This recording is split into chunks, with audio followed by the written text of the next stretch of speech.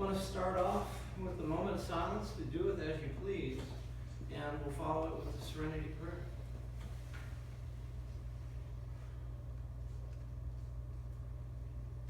God, grant me the serenity to accept the things I cannot change, courage to change the things I can, and wisdom to know the difference. I'm going to have Donnie come up and read how it works. Donnie.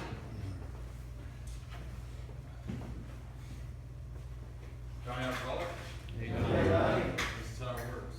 Rarely have we seen a person fail who was thoroughly followed our path. Those who do not recover are people who cannot or will not completely give themselves to a simple program. Usually men and women who are constitutionally incapable of being honest with themselves. There are such unfortunates. They are not at fault, they seem to be born that way. They're naturally incapable of grasping and developing a manner of living which demands rigorous honesty.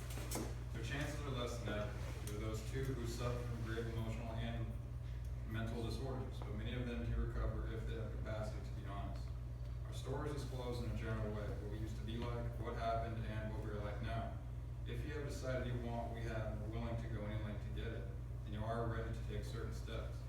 At some of these we balked. We thought we could find an easier, softer way, but we could not. With all the earnestness at our command, we beg of you to be fearless and thorough from the very start. Some of us have tried to hold on to our old ideas, and the result is nil until we let go absolutely. Remember that we deal with alcohol, cunning, baffling, and powerful. Without help, it is too much for us, but there is one who has all power, that one is God, and may you find him now. Half measures availed us nothing.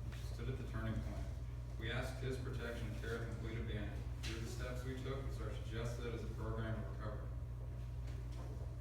We admitted we were powerless over alcohol and our lives had become unmanageable. Came to believe that a power greater than ourselves could restore us to sanity. Made a decision to turn our will and our lives over to the care of God as we understood it. Made a searching and fearless moral inventory of ourselves. Admitted to God, to ourselves, and to another human being the exact nature of our wrongs. We're entirely ready to have God remove all these defects of character. Humbly asked him to remove our shortcomings. Made a list of all persons we had harmed and became willing to make amends to them all. Made direct amends to such people wherever possible, except when to do so would injure them or others. Continued to take personal inventory, and when we were wrong, promptly admitted it. Sought through prayer and meditation to improve our conscious contact with God as we understood him, praying only for knowledge of his will for us and the power to carry that out. Having had a spiritual awakening as a result of these steps, we tried to carry this message to alcoholics and to practice these principles in all our affairs. Many of us exclaim, what an order. I can't go through with it. Do not be discouraged. No one among us has been able to maintain anything like perfect adherence to these principles. We're not saints. The point is that we are willing to grow along spiritual lines. The principles we have set down are guides to progress. We claim spiritual progress rather than spiritual perfection. Our description of the alcoholic, the chapter to the agnostic, and our personal adventures before and after make clear three pertinent ideas. A, that we're alcoholic and cannot manage our own lives. B, that we probably know human power but believe our alcoholism. And C, that God could and would give us. And at this point, I'd like to ask John to come up and read the 12 traditions, please. Thank you, John. Hi everybody, my name is John. I'm an alcoholic. John. 12 traditions of Alcoholics Anonymous. 1, our common welfare should come first. Personal recovery depends upon AA unity. 2, for our group purpose, there is but one ultimate authority, a loving God as he may express himself in our group conscience. Our leaders are but trusted servants, they do not govern. 3, the only requirement for AA membership is a desire to stop drinking. 4, each group should be autonomous except in matters affecting other groups or AA as a whole. 5, each group has but one primary purpose, to carry its message to the alcoholic who still suffers. 6, an AA group ought never endorse, finance, or lend the AA name to any related facility or outside enterprise, lest problems of money, property, and prestige divert us from our primary purpose. 7, every AA group ought to be fully self-supporting, declining outside contributions. 8, Alcoholics Anonymous should remain forever non-professional, but our service centers may employ special workers. 9, AA as such ought never be organized, but we may create service boards or committees directly responsible to those they serve. 10, Alcoholics Anonymous has no opinion on outside issues, hence the AA name ought never be drawn into public controversy. 11, our public relations policy is based on attraction rather than promotion.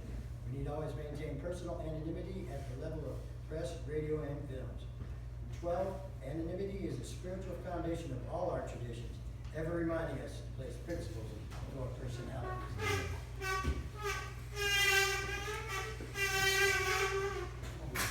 A little noisy. I want to thank John and Donnie for reading. That's very nice. I'm Sean. I'm an alcoholic, and I'm also your current secretary. Before we get started, I'd like to ask that all cell phones be put on vibrate out of respect for the meeting and me, who will be speaking right now.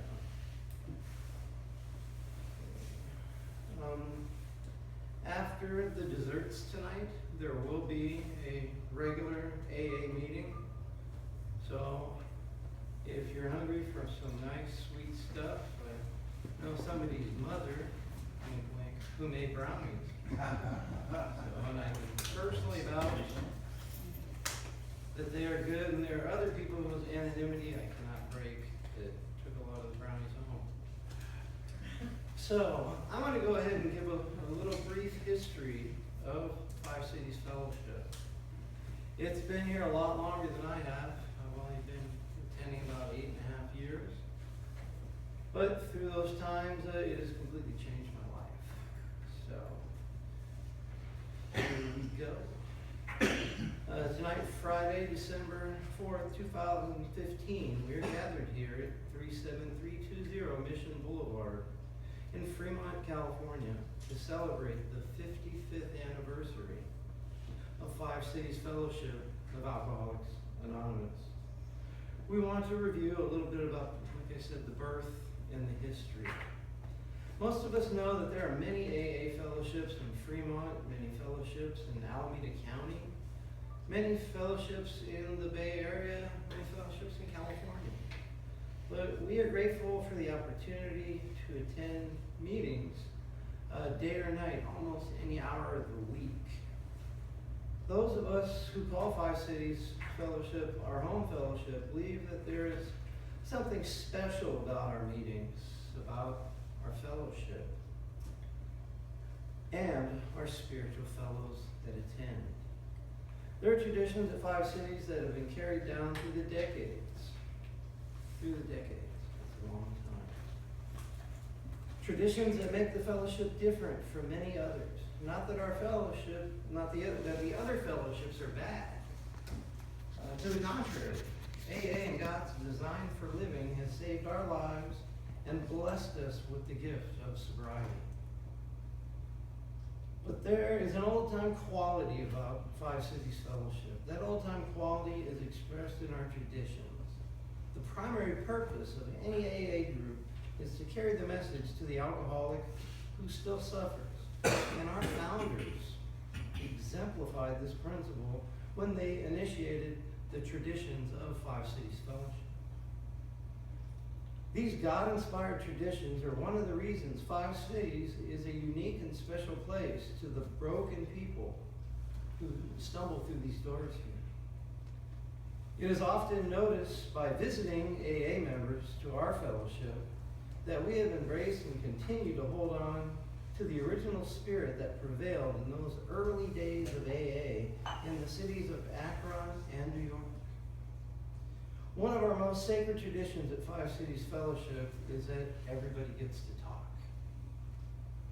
No matter if you're late or you're early to the meeting, you have 10 years of sobriety, or you come in drunk as a skunk, you still get to speak. The rich, the poor, a submarine commander, a ditch digger, no matter who you are, you get to speak.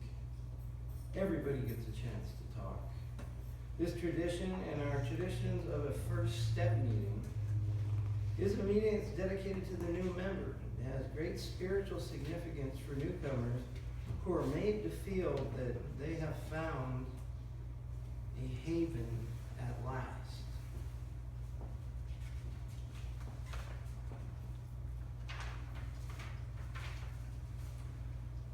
Another one of the traditions is the maintenance of a hot sheet containing the names of members available for 12-step calls any time of day or night. The fact that many suffering alcoholics need to call someone for help at 2 or 3 in the morning. In the morning may seem strange to the normal drinker. But however, those of us who have experienced those desperate, fear-filled hours in the middle of the night, when you just really need someone to talk to know that a sound and friendly and understanding voice can mean the difference between living and dying. Most of us learn of this importance through watching our elders, those who came before us at 5 cities, committed longtime members like Dorcas O. For many years, Dorcas maintained a 24-hour hotline. And some of our members started on their own road to recovery over that phone with Dorcas. She also served as treasurer for 45 years. As of this date, Dorcas celebrates 48 years of continuous coverage of sobriety. Our fellowship shows great concern for alcoholics through one another of our traditions by holding 8 closed meetings per week. 5 Cities creates an atmosphere of anonymity, free from intrusion by people who are non-alcoholic and do not have alcohol problems. 5 Cities sympathizes with people with other disorders and realizes that their problems can be just as devastating as our own. However, we have also realized that in order to ensure our own survival, we must stay dedicated to the basic principles set forth by the founders of AA, Dr. Bob and Bill W. Anonymity is one of AA's basic spiritual principles, and we embrace and cherish the wisdom of that principle in our way of life.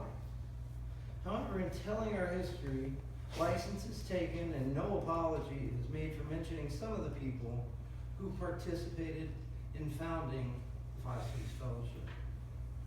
We wonder perhaps if any of our founders on their one day at a time program could have projected 55 years ahead to this very night where we all sit. We also wonder if the founders had any idea their impact their actions would have on the lives of thousands of people who have followed.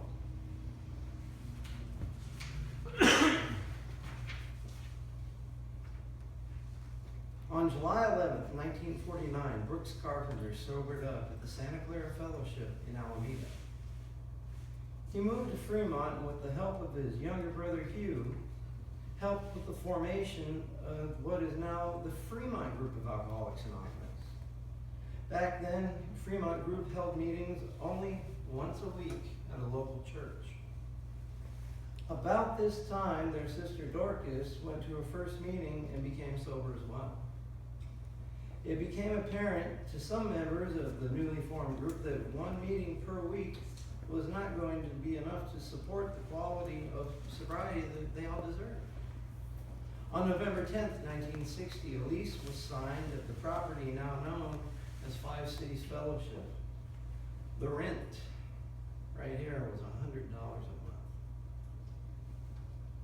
At about this time, districts of Centerville, Niles, Warm Springs, and Mission San Jose merged to become known as Fremont, hence the name 5 Cities. So the building which housed a meat freezer sales company became the home that is today a haven of love, peace, and recovery for so many, quote, outcasts of the world, unquote. Brooks Carpenter was the first secretary. John McSee became the first treasurer, and after a short period, Dorcas was elected to take care of the finances. Money was scarce those days. Very few members even had jobs. On more than one occasion, the big book was raffled over and over to increase the kitty. Members made individual cash donations to meet the responsibilities of the fellowship. In their struggles to keep the doors open, our founders never lost sight of their primary purpose. And Brooks was on the front line when it came to 12-step call work. His deep, sincere devotion to Alcoholics Anonymous was no doubt responsible to the caliber of people who were attracted to this very fellowship. Sobriety did not come easy to him, and as a result, he possessed a very special gift of knowing what a drunk person was feeling, knowing what a drunk person was actually thinking at any given time. Brooke C. was to Five Cities what Bill W. was to Alcoholics Anonymous. The example he left as he served as an inspiration to those of us who knew him and to those of us who know of him. Another great member of AA, Chuck C., once remarked at some meeting that if the bomb was dropped right now, there would be a slight pause, then there'd be a meeting upstairs. Brooks Carpenter passed away in May of 1973 at the age of 56, having enjoyed 24 years of sobriety, 13 of which he shared here at Five Cities Fellowship with those that he loved. As the years rolled along, Five Cities developed yet another reputation and tradition. Other AA groups still refer to Five Cities as the God Group, and for good reason. Our fellowship has never watered down the fact, the reason for our recovery is a loving God. Old timers from other groups have brought their sponsees to our meetings right here for an illustration of their dependence on continued quality of sobriety must rest in a power greater than themselves. There is no doubt that the consciousness of the presence of God is today the most important fact of our lives. Some folks even believe that God stays here overnight. Another founding member, Hugh C., gave an example of AA in action. Hugh C. frequently provided a temporary home for many alcoholics starting on their own road to recovery. Hugh always kept an open door, a warm fire going for anybody who needed it. Hugh's continued commitment in going to any lengths to help others serves as an inspiration for the rest of us and a further testimonial of the fellowship he helped to start. Hugh died on January 7th of 2014. Hugh, as of this date, having enjoyed 54 years of continuous service and sobriety. Our traditions must go on. Our building has changed in appearance slightly in the past few years. Our traditions have endured, however. Traditions are only a part of what makes Five Cities Fellowship such a wonderful place. There is a part of our fellowship that makes recovery from alcohol not only possible, but a wonderful experience where dreams are fulfilled and life means something at last.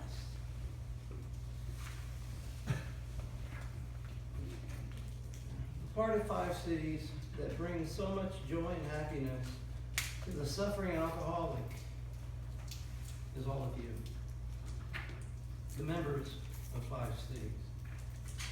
You all do God's work well, and through God's power, you help bring joy, laughter, love, friendship, and most important of all, hope to the suffering alcoholic.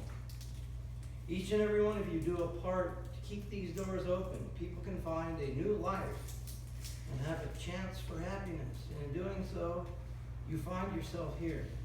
So here's to the officers, the chairman, the 12-steppers, the people who clean up, the floor washers, the dishwashers, the trash emptiers, the people who make the coffee, the sponsors, the sponsees, the phone callers, the phone answers, and the people who open up their houses, the talkers, the listeners, the just plain friends, the people who put $1 in the basket, and most important, the newcomers. and all members of past and present. We love you all and thank you for life. We are sure you are all a twinkle in God's eye. It feels right at this time that we dedicate these thoughts of the past and present members to God as we understand God in a simple and humble thanks. He has given us all a life which we have only dreamed of. Many of us have set at the bar, or sat alone at home. Miserable, drunk, lonely, depressed, desperate. Dreaming that someday we could have a life full of friends, good times, free from the decimation that is alcoholism.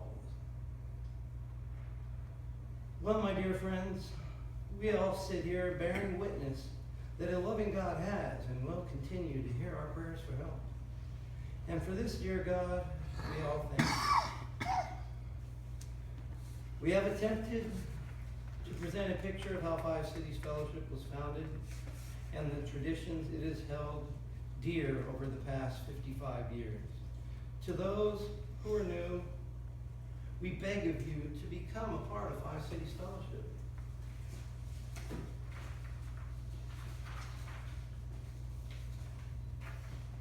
Women who share with one another their experience, strength, and hope, for you are truly not only our hope, but the hope of Alcoholics Anonymous.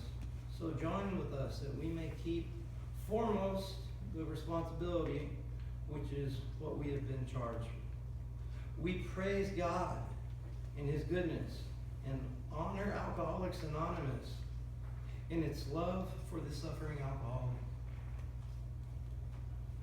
So, dear friends, we turn the page of life, and we are now going on 56. We have searched for an appropriate way to express what is in all of our hearts tonight. Perhaps we can now have a moment of silent prayer and bring to mind those who have gone before us and those who still suffer.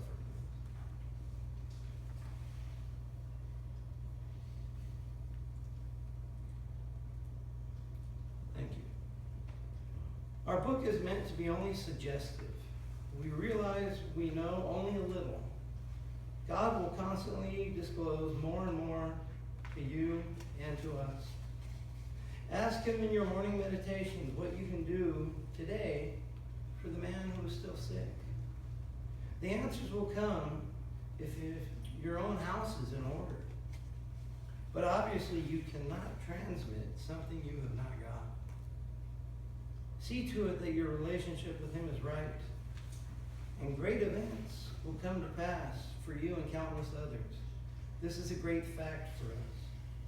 Abandon yourself to God as you understand Him. Admit your faults to Him, to your fellows. Clear away the wreckage of your past. Give freely what you have found to join us. We shall be with you in the fellowship of the Spirit, and you will surely meet some of us as you trudge the road of happy destiny. May God bless you all until then.